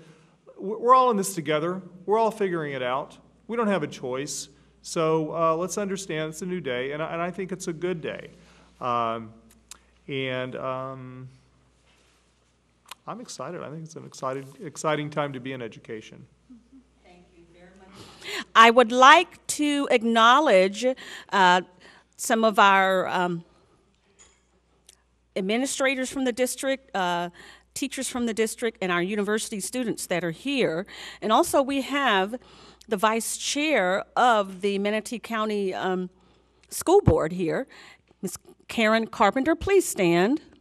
Thank you for coming. Having the school board here and your representation here shows us that you are interested in the voices of the teachers and their concerns about the new evaluation system. Thank you. Are there any teachers from any of the districts here? Please stand. Thank you for coming, teachers. Any students? Thank you, students. Administrators from the districts. Mr. Edwards and Ms. Katz, thank you. And also university faculty and staff. All right. Thank you. We're going to begin with the questions, and whichever district would like to go first, you may do so. When you start speaking, that's when Mr. Pike will begin the timer. Here is the question. Does the evaluation system differ for teachers under annual contracts versus continuing contract? Which district would like to answer that first? Sarasota County. Okay. Ours is easy. Yes, ours is the same. For the 50% on the performance piece, the value-added piece obviously is different because they wouldn't have the 3 years of data. But ours, the measures, the criteria that they're held to is the same for whether they're first So year it's the same for annual and continuing contract teachers? Okay. In Pasco County, ours is the same, and the percentages are the same. And let me explain that for a moment. The state identified percentages on how you could reach the highly effective, needs improvement / developing, or unsatisfactory. And the state's model identified that for teachers in their first, second, or third year of teaching, the percentages would be weighted differently to basically provide leeway for the fact that they are brand new teachers. And then those that are teaching from 4 to 9 years would be a group, and then 10 years and more. And it's really based on Malcolm Gladwell's research on 10,000 hours and deliberate practice. Our union in Pasco County and our district worked together, and the union identified that they wanted the percentages to be the exact same across the board, whether you were teaching for 1 year or you were teaching for 30 years. So ours is the same across the board, even in percentages. Thank you. And Manatee County? Well, we are actually moving away from any kind of a contract status piece with our evaluation system. It is based on a number of years in the classroom. First of all the teachers are using the same system. Statutory requirements have teachers that are in 3 years or less. There's a slight change. They cannot be rated as needs improvement. They would be rated as developing. However, the evaluation piece is exactly the same. We further delineate that, as the other districts do, by those teachers who are new to the district. They receive, by statute, 2 evaluations. You really have to make sure we're using the correct terms here, the difference between an observation and evaluation. The evaluation is an actual rating that is reported to the state. this teacher is highly effective. Teachers who are new to a school district have this rating every semester. Then from there, if you're new, you get 2 observations, 8 walks, and those kind of things are there as well. Whew, I got it. I'm on it. I'm done. Good job. I heard that. Thank you, Mr. Wilder. Next question deals with compensation. Please explain how the teacher's evaluation will impact their annual compensation. And this question also is concerning advanced degrees and skills such as being multilingual. So the teacher's evaluation and how that connects to their compensation, is that something that's in effect at this time? I'll tell you that when you look at Senate Bill 736, the expectations are that the compensation will be tied to the evaluation by 2014-2015. However, that is an unfunded mandate, which means that there is not specific money put aside for that that growth or that compensation. The other piece of that is that under Senate Bill 736, it specifically identifies the percentages that a teacher would get in regards to compensation. Now, it doesn't say you get 25% of this much money, but it says highly effective has to be, and I'm not 100% on this, but 5% more than what a teacher gets for effective versus the needs improvement and then unsatisfactory at not receiving compensation. So it identifies a difference in percentages, but it doesn't identify the exact amount specifically. That's very interesting. And you also say it's unfunded. It is an unfunded mandate. Mr. Hundley, Manatee County. Mr. Wilder, Manatee County. Actually, this is a very easy question because anytime that you associate salary changes, that is a negotiated item. And it would be an unfair labor practice to suggest any type of compensation. However, I will ask you to go to Florida Statute 1012.22. There you go. And you can have at it. Read all you want there. It's there. Thank you. Sure. You did that in 40 seconds? Yes. And I just want to add one piece to that. One of the things that we struggle with, especially in Pasco County, is if you read the research on tying compensation to a teacher's worth or the job that they're doing, the research actually identifies that that does not work, that does not make a difference. It actually has a negative impact versus a positive impact. So we really need to talk about that with the legislation and look at the research behind that piece specifically. And I'll actually take my 20 seconds and follow that, because really the emphasis is that this is a growth system. And tying any sort of compensation to a growth system really converts it back to carrot and stick, and that is not the direction we need to go. Thank you. Sarasota County, anything to add? We would just agree with all of that, and that we hope it doesn't happen, since we have a couple of years before we get to that point. We're hoping that that part will go away, because again, as Amy brought out, the research really is clear on that, and that's causing a lot of anxiety with folks too. So we agree with everything they said. Mm-hmm. Okay, the next question here. How will graduate degrees be considered in teacher pay?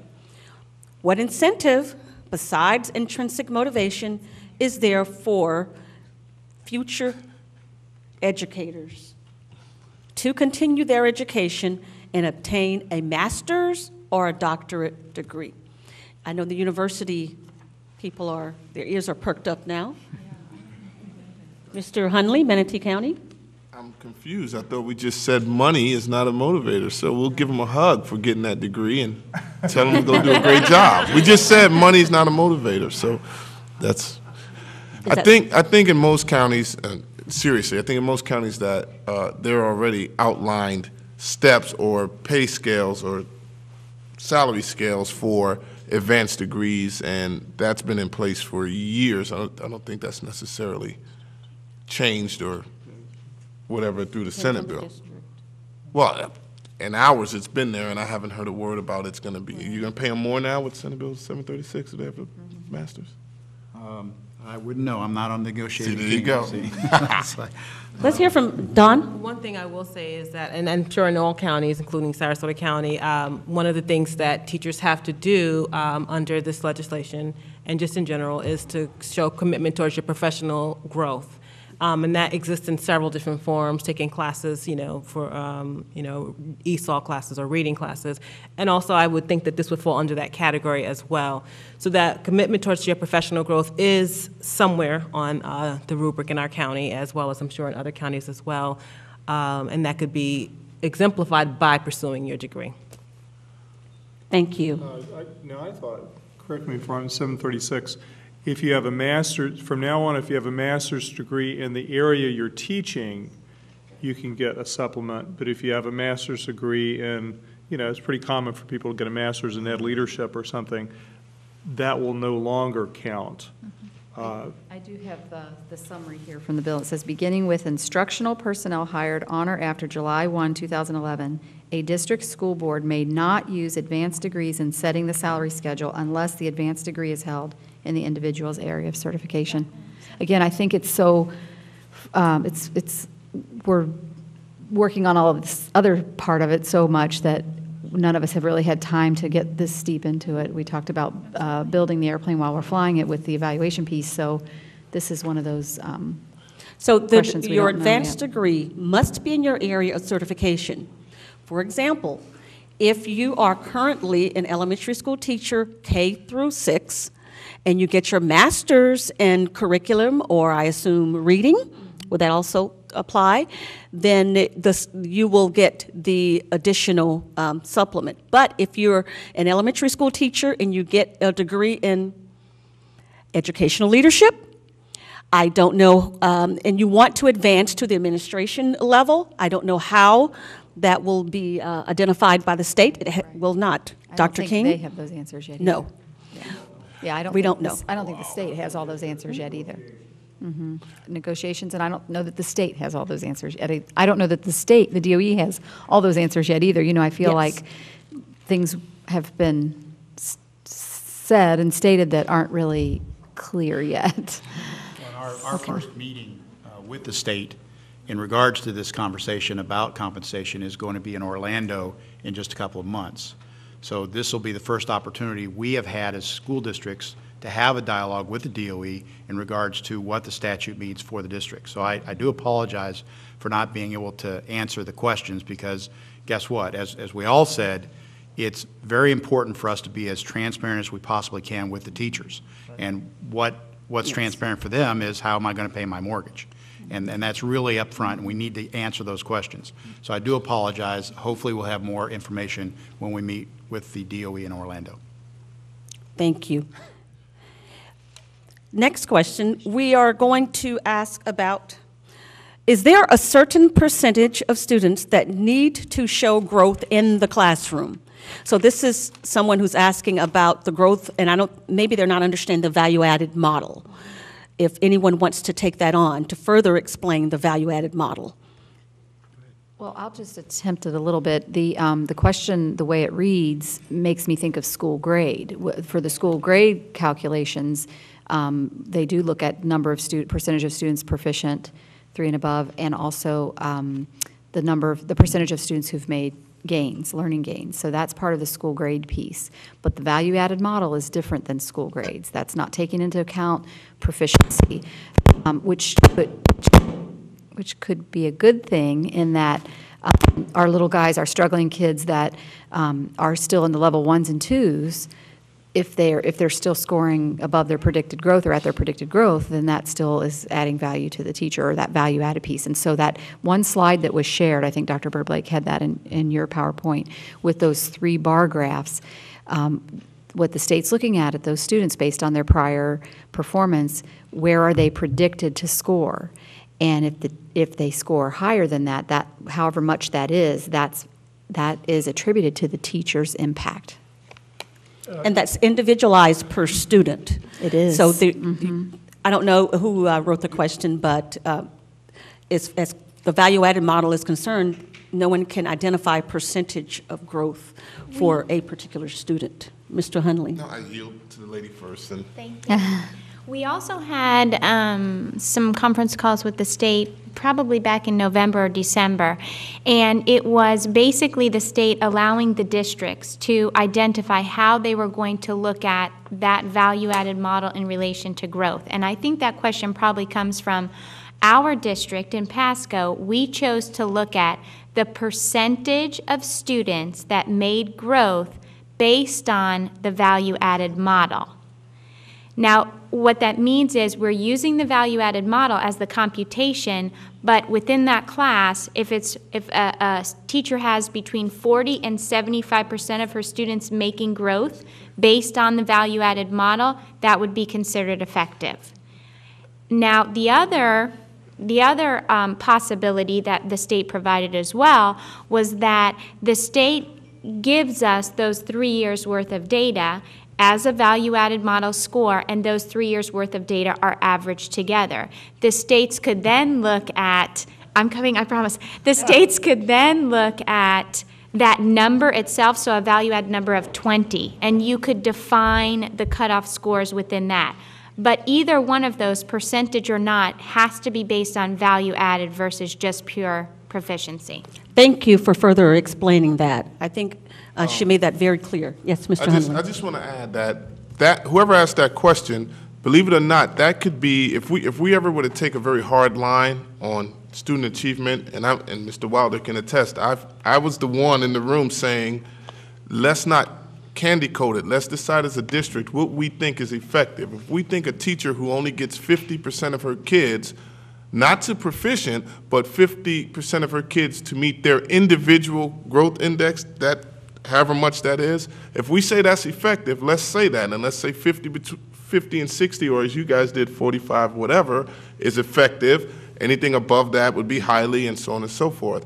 I think the scary part is, if we take that hard line, in the beginning, we may yield some very high numbers of people that are not effective, but the sad part is, that may indeed be the truth. But it doesn't mean they need to be fired. It means we need to work at our craft and we can become effective, because if you make French fries at McDonald's and only 40% of your fries were prepared properly, you wouldn't be allowed to make French fries anymore. Right. But if you can continue to teach and only 35% of your kids make growth, that's scary. And that cutoff, too, that cutoff this year is by the districts. Know that beginning next year, it is going to be identified by the state. So although that could have been our cutoff of 40 to 75 and yours was 50, the state is going to do that as well. Thank you. Doing that. I wanted to do that. Could I respond? Yes, Mr. Lane? Yeah, this is the hot topic. And it is to distinguish, I think veteran teachers forget this too. As Amy said, we've grown along with No Child Left Behind, which says everybody's supposed to get a 3 or above, which creates some anxiety.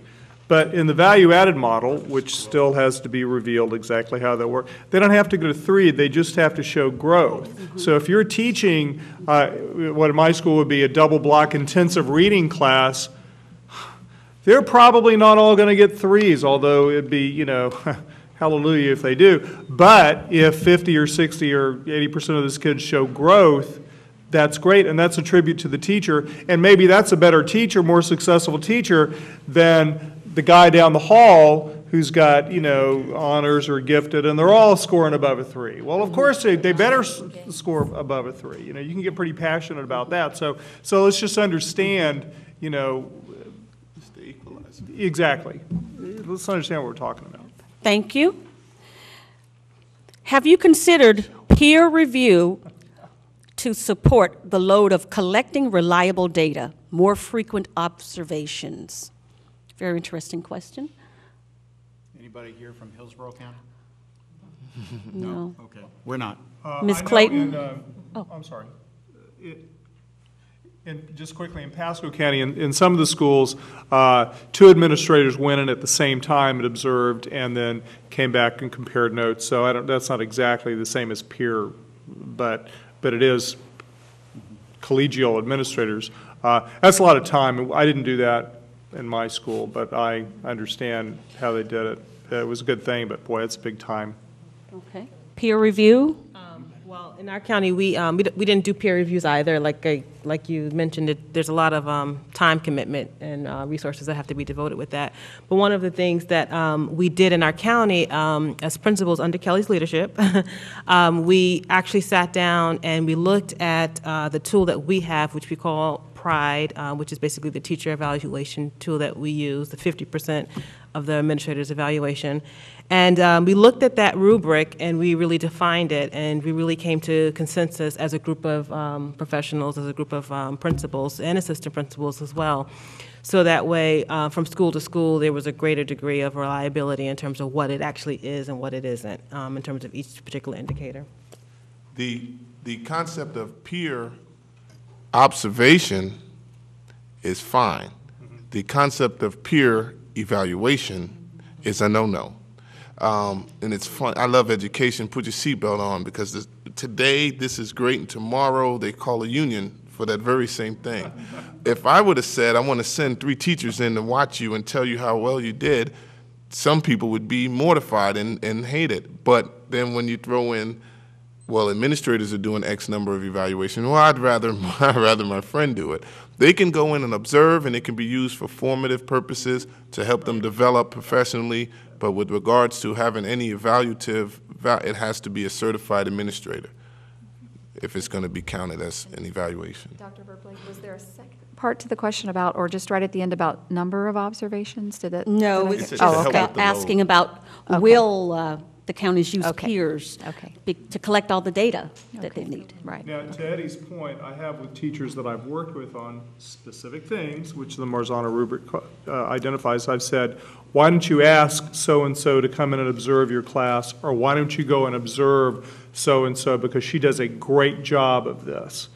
Now, whether they take me up on it or not, we haven't forced that, it's up to So them. that's for but professional growth. Professional And not growth. for, as Mr. Hunley was saying, evaluation. there's no evaluation involved in that. Yes. And Coaching. And in Sarasota County, we've encouraged coaching for years, but it's hard to Right. get off the, That's right. to get that going because, again, it's a very isolated job, and to even open up, you have to be very vulnerable and willing to open up to even your closest colleagues.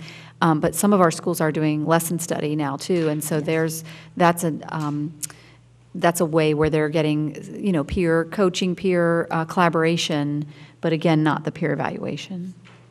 And then even with the lesson studies and organizing the time, who's going to come into the teacher's classroom and cover that teacher while they go and observe another teacher's lesson. And the time element in that and so forth is a big question for, I'm sure, many administrators. What systems will be put in place to help transform teacher attitude towards the evaluation process? Teacher attitude, as we saw there in Jill's PowerPoint, it's not so favorable at this time. What do you have to put in place as per districts? Mr. Hunley? I'd like to yield my time. Yeah, that's right. Thank you. Yes. Thank you, Mr. I Brown. am in the process of doing that. It takes a lot of bass in your voice, for one. But the best thing to do to change teacher attitudes is to educate teachers. And by educating them, you eliminate, we're terrified of what we don't know. If you spend time in a classroom, you are the expert, you are the go-to person. 20 people ask you questions and you have the answers all day long. We hate not knowing. Principals, teachers, anybody. So the way we change their attitudes, events such as this, and then you all go back and share, or districts, or more importantly, the school principal is really charged with informing his staff about what's coming, being transparent about how it works, being honest enough to say when you don't know, and then working with them to go find the answer. And then it builds a sense of, at least, I don't even want to say trust, but it eliminates some of the distrust that is there now, and you can build towards trust. But you have to educate them, because it's not anywhere near as scary as not knowing about it. That was a quick minute, dude. That was cool. And I think that is so true, Mr. Hunley. Not knowing about any particular area gives teachers anxiety. Those of you who are old enough to remember prior to technology becoming so pervasive in the schools, do you remember how everyone was just really terrified of utilizing technology to enhance their instruction. But now it's after many professional development sessions and peer coaching and so forth, it's more useful. Yes, Amy. We absolutely 100% agree. That is what we did in Pasco County through like the podcast that we use to educate our teachers, to educate our administrators. We also did a series of 17 forums like this one around our county, where our teachers, our administrators, anyone that wanted to be a part of it and come ask questions and find out about it could do that. On another level with our administrative staff, because we know it goes back to that principle, that leadership at the school, we actually pulled in our employee assistance team, and we actually looked at emotional leadership and the research behind emotional leadership and how really understanding the change and the anxiety that those folks are going through. And so at different administrative meetings and at the district level, we actually brought in counselors that are part of our employee assistance program to talk through such a huge change. Sarasota County, thank you very much. And I think, has been mentioned a little bit before with our training with our PRIDE, the teacher evaluation portion of the PRIDE portion of the teacher evaluation system that we've done a lot of training with over the past few years since we've had it for a while, even though it was revised a bit.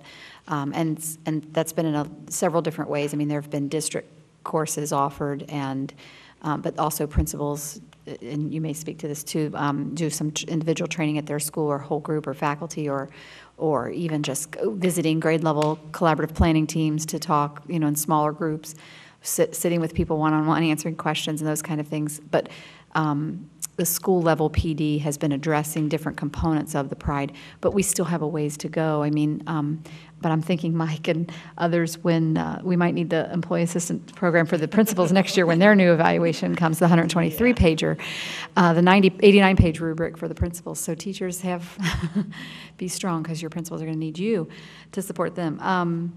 So there's still more work to do, I think, with that emotional part of it. But the PRIDE, the PRIDE piece we can control. You can control your art.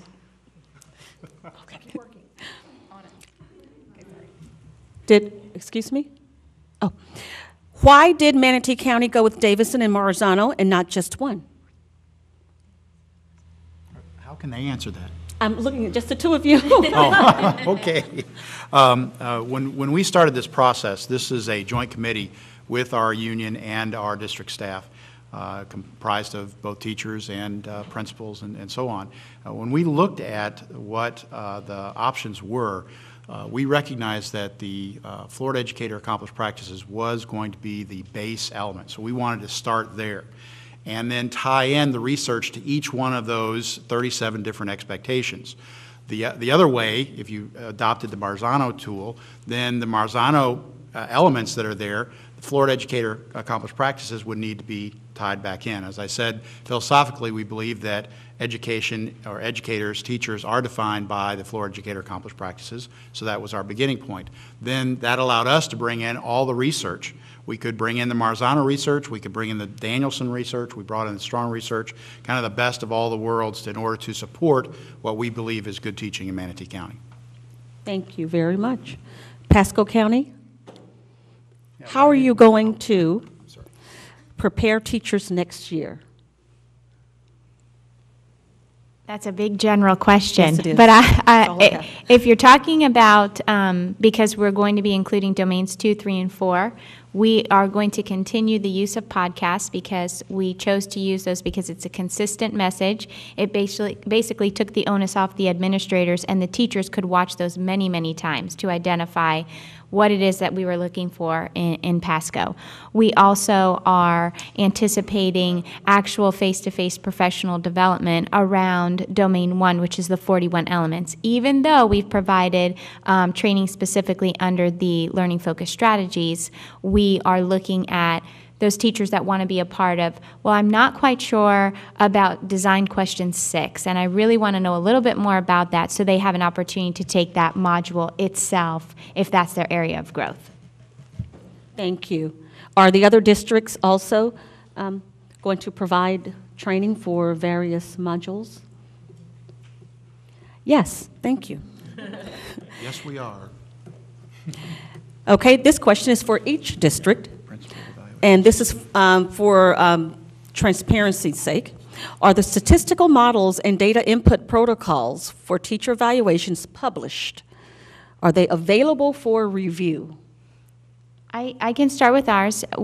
If you're talking specifically about like the value-added model, everything is published on the staff development website, which actually, even if you're part of Manatee or Sarasota or anywhere else, we actually take the links specifically from the Florida Department of Education. But besides that, if you're looking specifically at Marzano, just yesterday, the white paper was released on Marzano's model and the meta-analysis around the research base and the actual effect sizes related to domains 1, 2, 3, and 4, and specifically looking at domain 1 and the design questions underneath those. And those are actually, you can find those, I think it's just marzanoevaluation.com. Or you could probably go to the state as well, the Florida DOE, and get that. But those are definitely published not only on our website, but I know on the Florida Department of Education. Okay. Did they mean the teachers' individual data at the end? Like once the scores come in, or did? Teacher evaluations, Oh, not individual, just I your mean, like- evaluation instrument. oh, okay, the instrument. I thought they Yes. meant like the evaluation. There is actually, It's on the school board website in Sarasota County as well. The rubrics are there, you know, the forms are there, and even the process in terms of when you'll be observed and things like that. as, most districts are the same. It's a requirement anyway, but look under Human Resources, it's there. You can also use this as a resource, floridaschoolleaders.org, I believe. And that is actually the website that we utilize to train administrative staff. It's free. Anyone can go there and register. And it has everything about the teacher and principal evaluation systems. So that's a great resource for you to use as That's well. floridaschoolleaders.org? Yeah. Okay. Everyone's writing that down. Okay, this is sort of a loaded question, but here we go. How do you handle teachers' questions about the validity of this value-added model when the literature is already flooded with research showing that value-added changes based on grades and levels and special populations?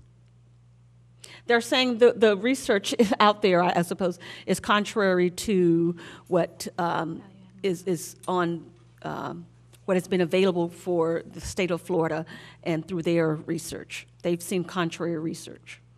And so the question is, how do you? What was it? The How do you beginning? handle teachers' questions about that?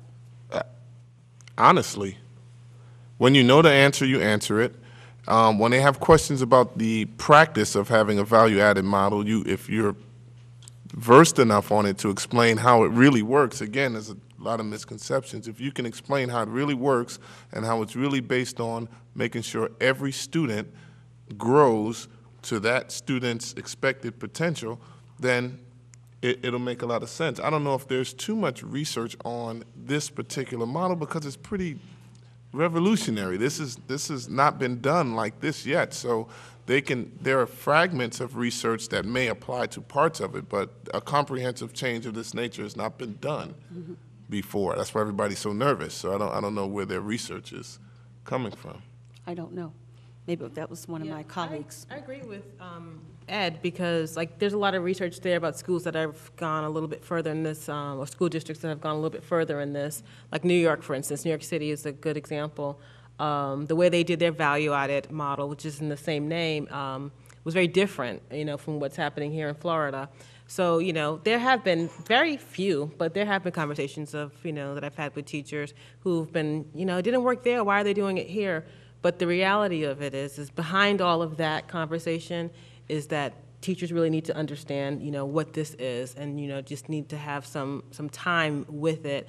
And, the principal is the coach. The principal is the person to sit down and to explain what it is and what it isn't and where they stand in this process. Thank you. Another value-added question here. Have you considered at your district the value added of teachers and principals who are bilingual or multilingual?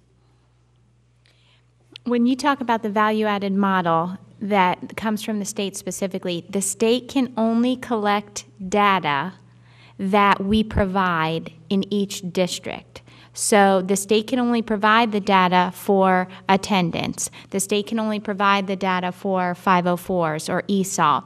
The state doesn't collect data on whether a teacher is bilingual or not. So that would not be data that would be easily collected and put into that value-added model. So you have to think about the value-added model is based on what our state collects from every district in those survey periods. Thank you. That's a good question, and that was one of the misconceptions at my school.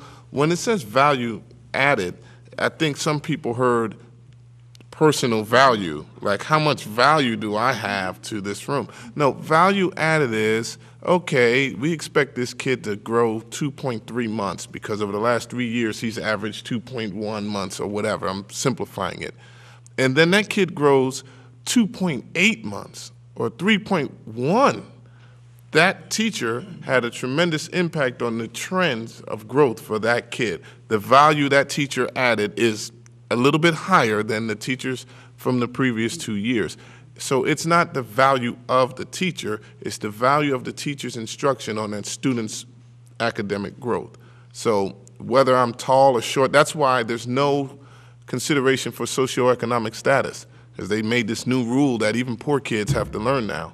So they can't take that into consideration. So it's really about impact on the student's growth, not your personal value.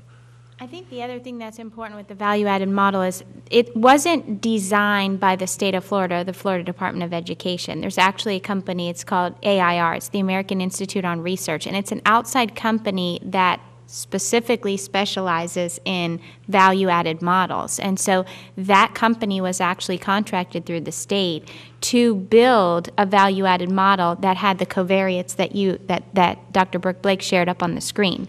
So sometimes people think, well, the state designed it and it's going to be, you know, it's going to have what they want or what you know, our government wants. It's an outside agency that actually came in, and teachers across the state of Florida were on that committee to take part in choosing the value-added model for the state of Florida itself.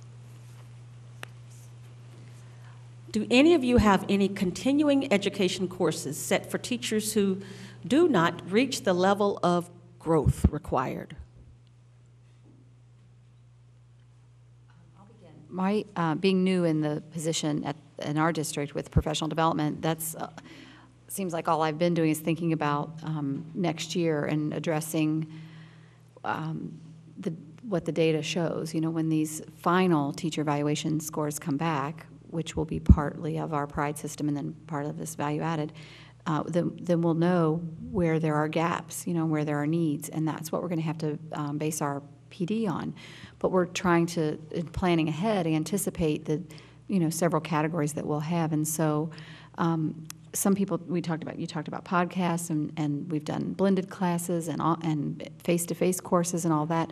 There's going to be a lot of resources needed and available, and, you know, we can't build them all at once, but we're going to look at the data that comes back and see where the needs are and address those first to help teachers, and then that will be counted towards their continuing ed because they can get in-service credit for it.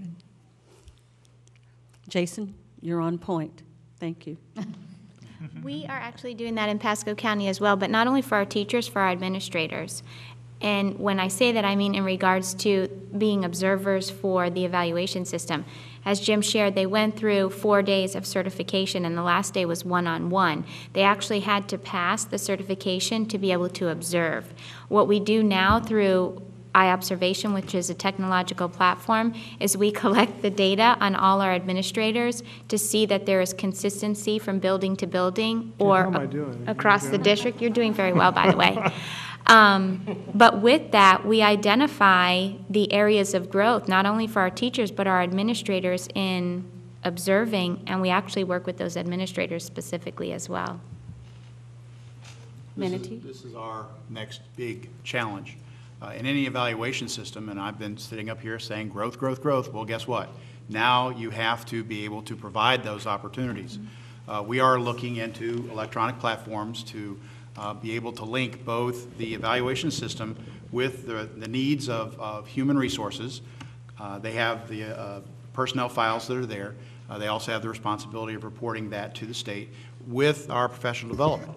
So the professional development, for example, if a principal comes in and says on the Florida Educator Accomplished Practices, in FEEP Standard 3, which is the instructional part, and looking at, say, Expectation C, that if the teacher or the administrator feels like that is a growth area, that we have a very prescriptive piece that is attached to that, where we have Moodles, we have podcasts, we have websites, we have white papers, we have a lot of video feeds from our outside vendors. Whatever that might look like. Do you want to finish your statement? Whatever that might look like to be able to provide the support for the teacher. The other half to that is, remember that our administrative staff, they are now going to be required to become instructional leaders. So they will also have access to these pieces. If I need to help this teacher, maybe I need to help myself learn that as well. Yes. Thank you. Are there any more comments from the panel? Well, the point that Mike just made about being educational leaders, I mean, we've heard that for a long time, but really this does force us into that role, and honestly, maybe a little uncomfortable, I mean, I'm really in there observing, and I need to give good, valid feedback when people say, how can I do a better job? And not only for the struggling teacher, but for the good teacher who says, I want to be innovative. What can I do to be an innovative teacher? And geez, that's a little pressure, So I need to do better, and I need to learn more, and I need to take advantage of those tools so I can be an effective coach. Thank you. You don't have to time anymore. Amy Bolts, Don Clayton, Kelly Ellington, Eddie Hunley, Jim Lane, and Mike Wilder, thank you very much for your time.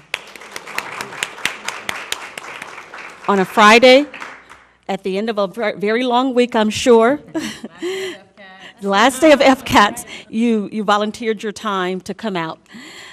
And I just want to sum up and say that the mission of FATE, which is, of course, the Florida Association of Teacher Educators, it includes improving the effectiveness of teacher education. And this was the purpose of this particular symposium. We all want you to leave with this idea of the teacher as a hero. A hero is not an ordinary individual. It's someone who finds strength to persevere and endure in spite of overwhelming obstacles. No Child Left Behind, Race to the Top, Senate Bill 736, Value-Added Measurements, FCAT, Student Growth, Marzano, Danielson, Student Achievement, Common Core Curriculum. That's going to be another hot topic coming up. But if you can persevere and still focus on keeping the children first and the achievement of every single child, having high expectations for every single child, then you are a hero. Thank you, everyone, for coming. Let me just say one more thing. This program will be broadcast on Manatee Educational Television, Bright House Channel 641, Verizon Channel 31, and Comcast Channel 19. It will also be available, if you don't have any of those, on METV's YouTube channel as well. You go to the MET website, metweb.com, and you click on the YouTube icon, and you should be able to view this program. Thank you very much for coming.